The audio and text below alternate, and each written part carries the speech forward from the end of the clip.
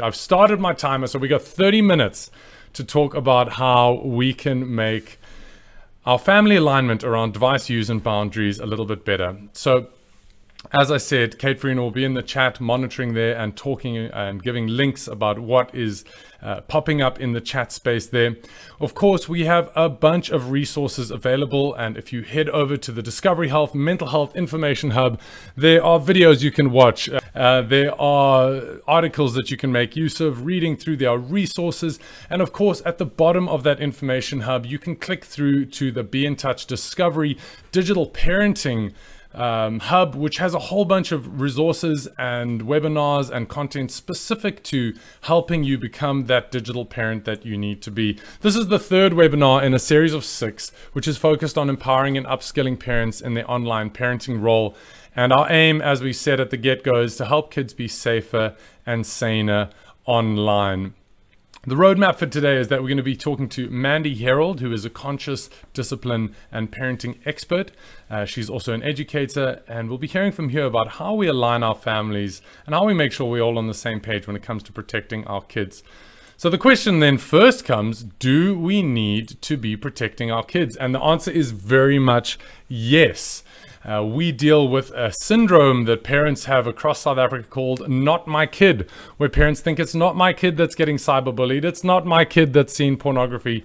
And we've surveyed over 1,500 students in South Africa, and we know that it very well might be your kid. We're not saying it is your kid, but it might be. So it's important that you understand what we're talking about and you start talking to your kids about it, making sure that they are set up to be safer and saner online. We see that children have phones by age 10, that cyberbullying happens a lot on social media, and that cyberbullying is very often late at night. So a prime example is get those devices out of the bedroom at night. And in order to do that, well, you need a boundary, you need a rule, you need consequences, and you need to talk to your kids about it. So it very much may be your child, and that's what we are here to talk about. Online parenting, we just have to embrace it. It is just a part of life. And today's topic, as I said, is about setting boundaries and rules and the importance of being aligned around your parenting approach. It's not something that we've been taught. The past generation had nothing like this digital parenting challenge to navigate. And so we have to learn it ourselves. And fortunately, we've got amazing experts like Mandy Herold, who we're going to hear from in just a moment, about how do we approach digital parenting. So Mandy is the first conscious discipline certified instructor in Africa. It's an international certification, and she has over 20 years of experience in education, including 11 years in leadership and management. And she's been the head of the Ridge Primary School in Joburg for quite a few years now and is currently still in that role. So what is conscious discipline? Well, Mandy's going to help us understand that far better than I could. But what it means is that we are setting rules and boundaries for our kids without losing the important relationship that we have to have with them. But Mandy, as I said, will explain more on that in a moment. So why don't we cut to Mandy and let's hear it straight from her. How do we approach digital parenting? What is this thing? And is it different to normal parenting? Let's hear from Mandy. Same way you approach online parenting in the same way that you approach in-person parenting, and that's through role modeling, through being very clear about what the boundaries are, through prioritizing connection and not correction. I never forget a few years ago when you came to speak to the Ridge parents about what our relationship with our devices looked like. And you said at the time, you don't have to put up your hand, but who's got an unhealthy relationship with their device? And sort of sheepishly hands went up. We are telling our children one thing and we're doing another. What we like to have a structure in conscious discipline is like a family meeting. And so in the classroom, we've had a full family meeting. In the home, we have a home family meeting. And that's somewhere where everybody's voice feels seen and heard. So this is not, I need to say this as a disclaimer, Josh, this is not to be confused with permissive parenting or do whatever you like, my sweetie, my darling, my baby. This is very boundaried, it's structured, it's clear, but it is done in a respectful manner that feels like the child has a voice. So again, depending on the age of the child, when it comes to boundary settings, parents need to upskill themselves first to know what the kinds of things that their children will be asking them for, because it's not a case of just, I'd like an iPad. What apps are they going to be using? How long? What social, in terms of engaging with their friends, online games. Well, when you hear it straight from Mandy, who is, just the loveliest person and an amazing mum, when she says that we got to take this seriously, I think we do. It's wonderful to hear her saying that it is just simply the same as in-person parenting. It's an extension. We can't think of it as two separate things. Your parenting includes digital parenting because that's just the world that our kids are growing up in. She spoke about role modeling, so important that our kids, they look to us, do what I do, not do what I say. They really do model themselves on us. It's just naturally built into who we are as humans. She spoke about how rules and boundaries are super important. And she, inferred this word of conscious discipline. It's an intentional thing that we have to, rules and boundaries don't just show up by themselves. We have to intentionally set them up and then talk to our kids about it. And remember, don't lose that connection when you are giving the correction.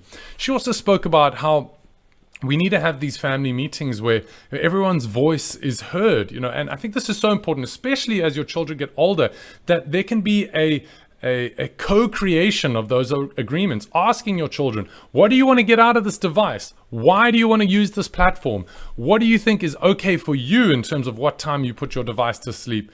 And that helps them build that buy-in. And of course, agreeing those boundaries and making sure that we are not just being that permissive parent that wants to be more our child's friend than our child's parent. We've got to hold that hard line as well. So let's go back to Mandy and let's hear a little bit more from what she's saying about, why do kids need these boundaries and rules? It's great that we can talk about them, but do they really need them? Let's hear what she has to say.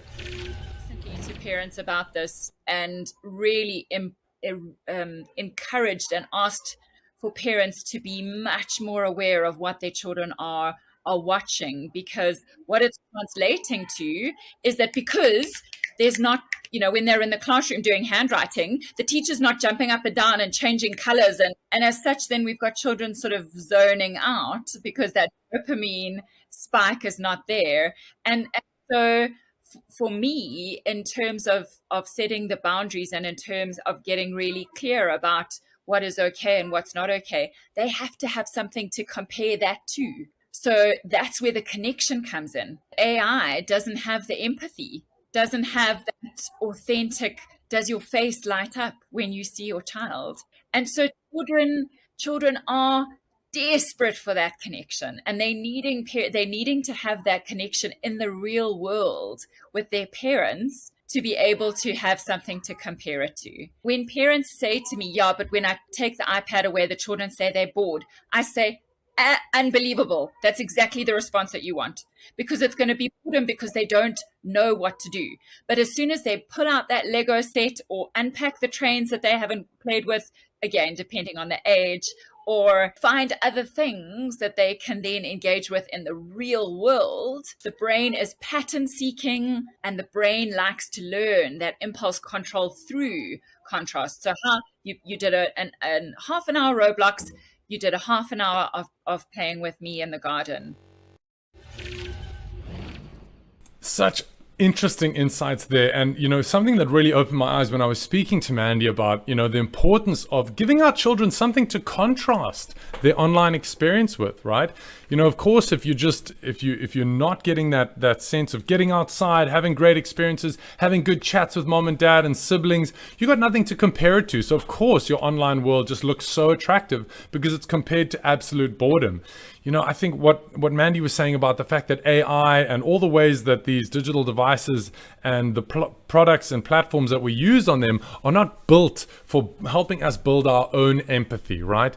They are simply very often just visual and auditory stimulation, and it's a one-way train where we're taking in content that is changing the way that we look at the world and the decisions we make, and even more so for our children. And as Mandy said, we are hardwired. Our biology is hardwired for for connection. We're looking for that connection, and they are desperate. Children are desperate for their parents' attention. And if they don't get it from their parents, they're gonna look for that stimulation somewhere else. So again, just kind of emphasizing the fact that if we're not giving our children the kind of stimulation that they need, they're gonna be seeking it somewhere else. Giving them those real activities in the real world, so important. The last time we're going to speak to Mandy before we get into what we can actually do about setting these boundaries in our home, we asked her, how important is it for parents and caregivers to stand together in their approach to setting boundaries for device use in families? Whether it's granny, grandpa, or peers, caretakers, cousins, at a creche, wherever your child is, whatever adults are engaging with your child, how important is it that we're aligned in how we approach this and setting these boundaries and device use? So let's hear what she has to say about that. And my encouragement to parents, when I know that this is not an easy space to be in, I know firsthand, is that where possible, present a united front. So even if it means, like, if you and I are parents and I think the child should not have a device and you think they should be on the device for 5 hours a day, how do we compromise on our expectations offline, so to speak, so that when we do come to the child, that it's not like they are needing to then choose sides, because it's really unfair for children. They love both parents regardless of what their family life looks like, and they feel torn then when one parent is saying one thing and another parent is saying another. So wherever possible, and if parents need support with this, I know that there are resources available. How can parents then get on the same page as much as possible in order to present this united front, regardless of what it is that you agree on? If it's what age does your child get a cell phone, or what they're exposed to, I think that it's really imperative that where possible, again, coming together for that family meeting, even if you're in two houses, how do we then work together as a family to keep all of us safe? The relationship between parents is more important for the child's development of self-regulation than the relationship between the parent and the child. I'm going to say that again because it's very powerful. The relationship between parents, regardless of whether you're living under the same roof or not, the relationship between parents, how you treat each other, how you problem solve, how do you have robust conversations, how do you disagree graciously, how do you recover after an argument? The relationship between parents is more significant for the development of a child's self-regulation than the relationship between the parent and the child.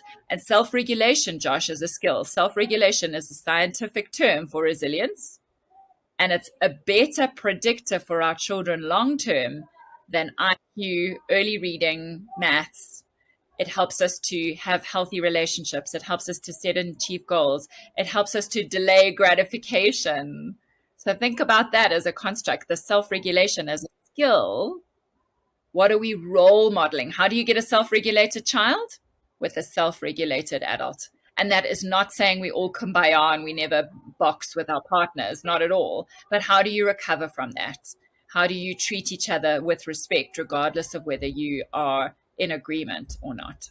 Your organization, your website is a wealth of information and helpful resources. Getting a contract, asking the child what they need. I think so often we walk around as parents like we're supposed to have all the answers, that we're supposed to have it all together all the time. It's nonsense. The role modeling you get to give, the gift that you give your children when you role model, I'm needing some help in this. What do you give your children permission to do? To do the same. Hey, mom, something about this doesn't feel right. I need some help with this. And so really, if parents are stuck, Josh, ask for help. Oh, man, so much in there. And what I just love is what Mandy ended with. You know, we're not going to get it right. We're parents, we're married, we're not married, we are in a co-parenting environment, we're not in a co-parenting, we're in a single home. Everyone has the certain circumstance and they're trying to do their best.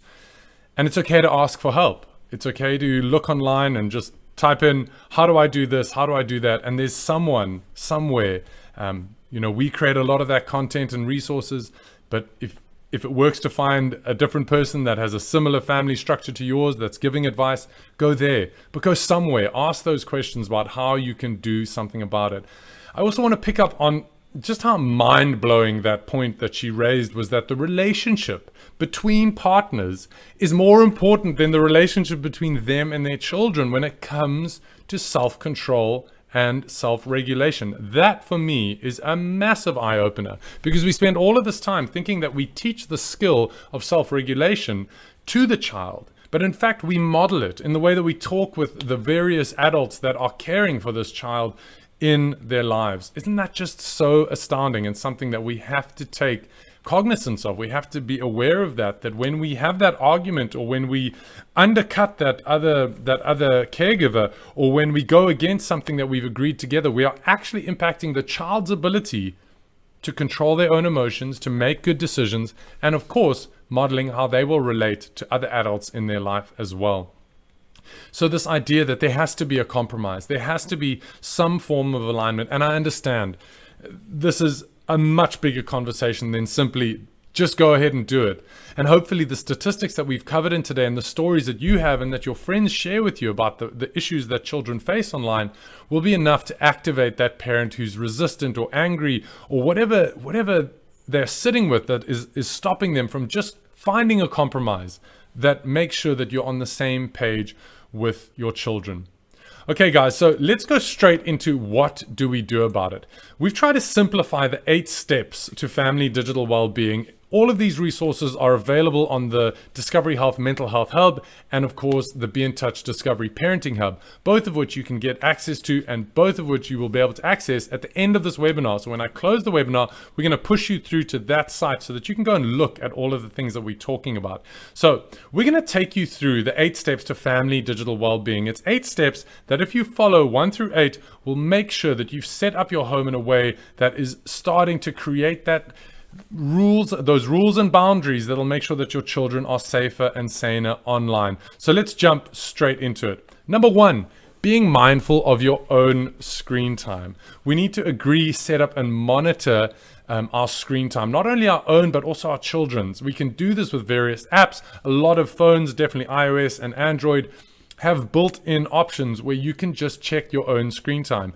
Very easy, just to put in Google, how do I check my screen time? And you'll get pointed straight to the settings in your particular phone, whether it's Android or iOS. If you're not aware of your own screen time, you're not going to have any idea about monitoring your children's. So get an idea of your own, and then start to manage your children's as well. Number 2, create a family digital alliance. This is what Mandy was talking about, when you actually make the rules and boundaries around device use in your home explicit. You make them visible. Maybe you put them on the fridge. Maybe they're written with crayons. Maybe I don't know how you do it creatively in your home, but there needs to be an agreement on the device use. You need to do this so that you can help each other stay honest, and you need to be building these family digital habits together. Of course, smartphone and tablet contracts are a subcontract within that. The greater alliance is, where do we use our devices? When do we use our devices? And how do we feel if we misuse our devices? And what do we want to do about it? And then you've got these more specific agreements on smartphones, where they're allowed, how they're used, tablets. And remember that in our lives as adults, contracts are everywhere. Our life is guided by contracts, right? Whether it's your employment contract, your marriage contract, your insurance contract, your lease on your house, whatever it is. So teach children about consequences, about contracts, and about how they can help us change our behavior for good. Number 3, model those good digital habits. So again, giving your children an example to follow, that they can see that you're conscious about when you use your device, you're checking your own screen time, and you're understanding the difference between fun and functional use. And this is a great tip. If you simply tell your children, they see you on their phone, or they see you on your phone, sorry, and they might be wondering, is my mom playing a game? Is that why she's so busy? But, you definitely need to be telling them, listen, mom's actually on a work call, or mom's dad is doing some emailing right now, and I'll be with you in a certain amount of time. So that's what we're wanting to do. Number 4, installing parental controls. So important that we protect, guide, and mentor our children. Parental controls are not about spying, they're about monitoring our children's digital lives. You can imagine that if they were in a park, you'd want to keep an eye on them. So when they go online, you're wanting to get access to that digital landscape so that you can see what's going on and you can help mentor them. You can help them filter out inappropriate contact or content online, cyberbullying, pornography, sexting. There's all sorts of stuff that you should be concerned about, and parental controls will help you do that. There are some free ones available, but our preferred choice there is Bark and Griffin. So Bark is for mobile devices and social media. Griffin is for a router controller in your home, both of which you can see on the Be in Touch Discovery Digital Wellbeing Hub and get more information about that. We're going really well. Let's keep going. Number 5, understanding age restrictions. Guys, we have to understand that the apps that our children use, the age limits for that are set up not because they care about the child's development. They're not educational specialists or child development specialists thinking, how does this app impact a child's brain? They're trying to set those limits as low as possible. We rely on common sense media to give us a real age rating guide on the apps, platforms, and products and services that we use and our children use, because you've got what the app developers say, and then you've got actually what parents around the world and children are saying about how they are used. So commonsensemedia.org, a really great resource, and use age restrictions. This is so important. They're there for a reason. Your children are not yet ready to deal with all of the various things that come with access to these platforms. Another big tip here is if your child says, I want to download this app, don't just give them access. You need to do the research. If they say it's a camera filter app, which is what a lot of children say about Snapchat, it's not the case. It is a social media platform. It is a content sharing platform, and that is of concern.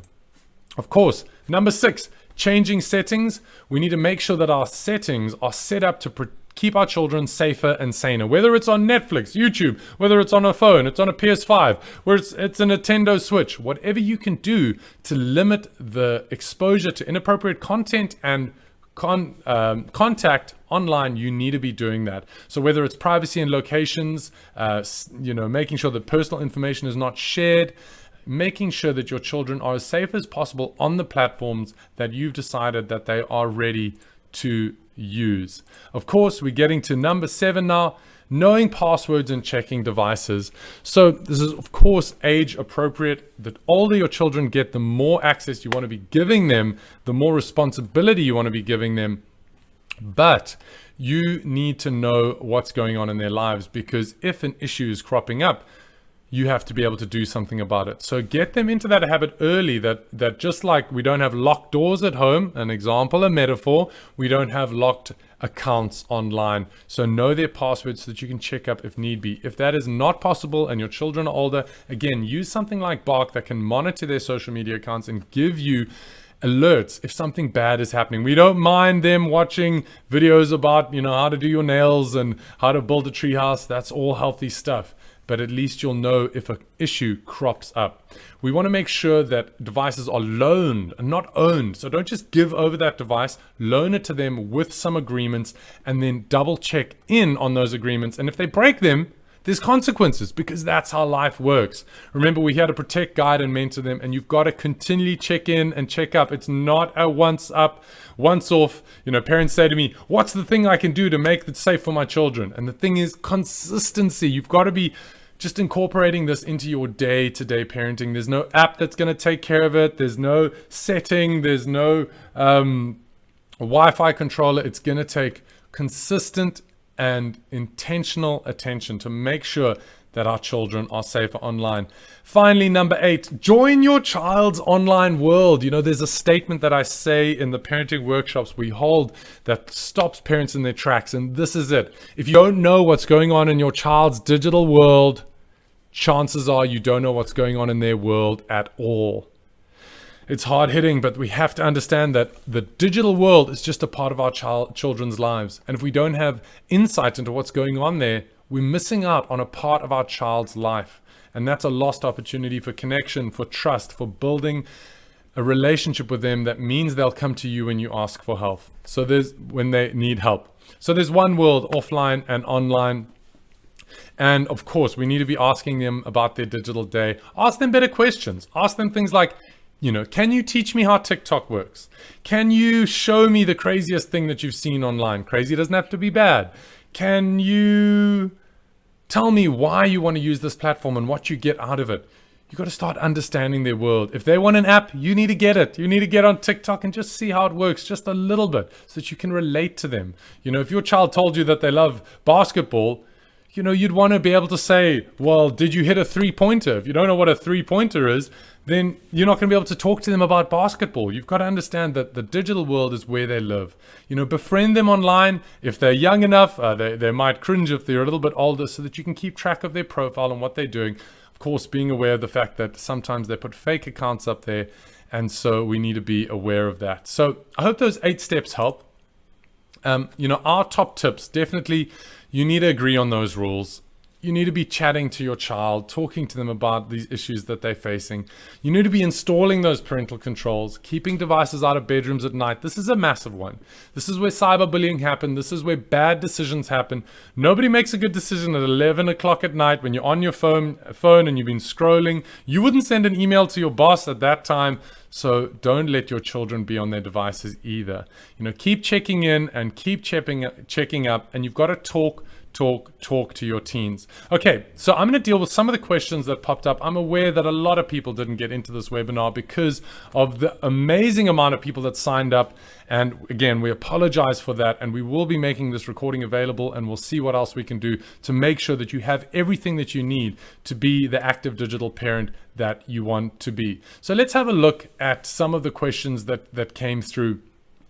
When should a child be allowed access to social media like TikTok? So TikTok is set up at about 15 or 14 on the App Store. Actually, I think it's 13. And in fact, the real age rating on TikTok is 16. You got to understand that in TikTok, that algorithm is going to be feeding your child stuff that'll keep them engaged. So within the Wall Street Journal did a little study on this and found that within 43 minutes, TikTok knows what your interests are without you having declared anything. Just on the videos you click on, rewatch, go back and watch, slow down to watch. And so we have to understand that TikTok is going to be feeding your child stuff that will keep them on that platform, and it has no moral compass. So I would say 16. That's my perspective. And again, you don't give your child access to all of these apps and platforms at the same time.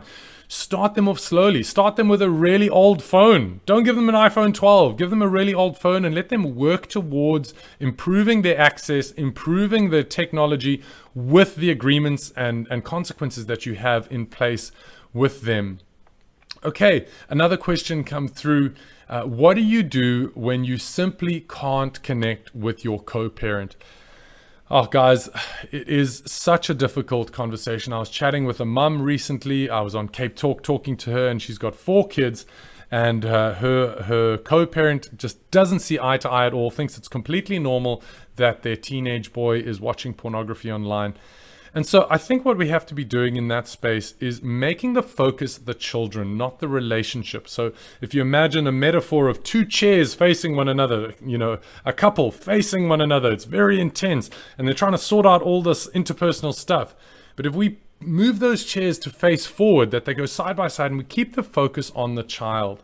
So in order to build buy-in from that co-parent, show them some of the statistics that are available on our website, show them some of the stories that you can get online of the ills that happen when parents don't do anything at all, and start small. Start with that small win, something that's manageable, and build out that alliance from there. Same thing with your digital family alliance with your kids. Don't come in and, set 100 rules, and if you break any of them, you lose your phone for a year. One of the biggest reasons that children don't talk to their parents about issues they have is that they're scared of their phone being taken away. So tell your child, we're not going to take your phone away. We're going to build this alliance together, and we're going to start small. And then, maybe you need to do that with your co-parent as well. Start small and start today. Okay, guys, I want to thank you so much for being with us. As I said, this is only the 3rd in a series of 6, so there are 2 more coming up. The next one is on Wednesday, the 26th at 11 a.m. We're going to be chatting to Joe Black, the famous singer, TV personality, and all-around great guy, about what he sees in the world of bullying that he works in. and we'll be exploring what parents with children that are suffering from bullying and cyberbullying and specifically can do about it. What's at the core of making children bully, and what can we do about it? Remember, it takes a village to raise a digital child. It takes a digital village to raise a digital child, and your child is only as safe as the least informed adult in your digital village. So make sure everyone's on the same page. Invite your friends to the next webinar, and let's make sure that we are keeping our children safer and saner online. Thank you so much for joining us, and we look forward to seeing you next time.